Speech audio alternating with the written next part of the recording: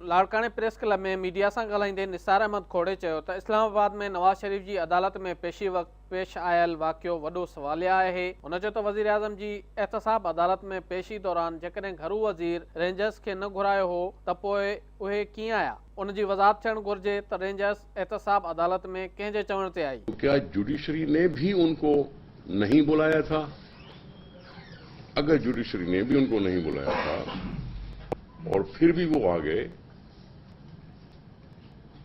तो फिर ये बहुत बड़ा सवाल है। संदसि चवणो त पीपुल्स पार्टी नून लीग से गॾिजी आर्टिकल 62 ऐं 63 में तरमीम कराइण जो को भी फैसलो नाहे कयो। माज़ीअ में पीपुल्स पार्टी आर्टिकल 62 ऐं 63 के खात्मे की कोशिश कई त नून लीग उन जी मुखालफ़त कई हुई। पीपुल्स पार्टी आर्टिकल 62 ऐं 63 ते हाणे भी पंहिंजो उसूली मौक़िफ़ अख्तियार कंदी। निसार कोड़े जो चवणु हो त इमरान ख़ान जंहिं आङुर जे इशारे जी ॻाल्हि कंदो हो हाणे खेसि उन जी हिमायत ख़त्म करे छॾणु घुरिजे। इमरान ऐं उन जी बाक़ियात जहांगीर तरीन ऐं ॿिया आमरीत जी पैदावार आहिनि। इमरान अपने पता नहीं किसके हवाले सामने एक साइड पे बैठा है जहांगीर तरीन जो मुशर्रफ का साथी, दूसरे साइड पे बैठा है शाह महमूद कुरैशी जो करे कभी नवाज शरीफ का तो कभी पीपुल्स पार्टी का तो कभी किसका, तीसरी जगह बैठे सारे वो लोग बैठे जो उन आमरों की बादशाही में खुश रहने वाले, जो इंतजार करते रहते हैं कि गैर जमहूरी कुव्वतें आएंगे तो हमारी कुछ न कुछ दाद रसी होगी।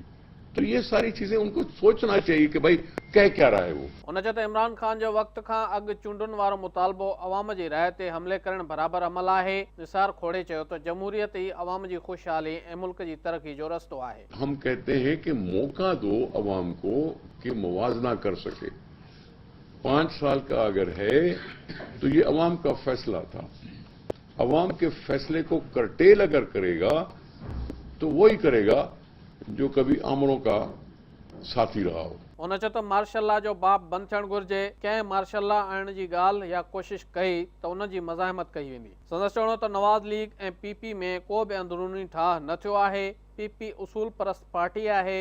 अफ़वाह ऐं कूड़े प्रोपेगेंडाउनि जे करे माण्हुनि खे गुमराह नथो करे सघिजे। निसार खोड़े चयो त हू चूंडूं इमरान ख़ान या नवाज शरीफ सां मिली करे न विढ़ंदा। पीपुल्स पार्टी पंहिंजो पाण इलेक्शन विढ़ंदी। उन चयो त इन 120 ते जेकी वोट मिलिया उहे क़ाबिल ज़िक्र हुआ।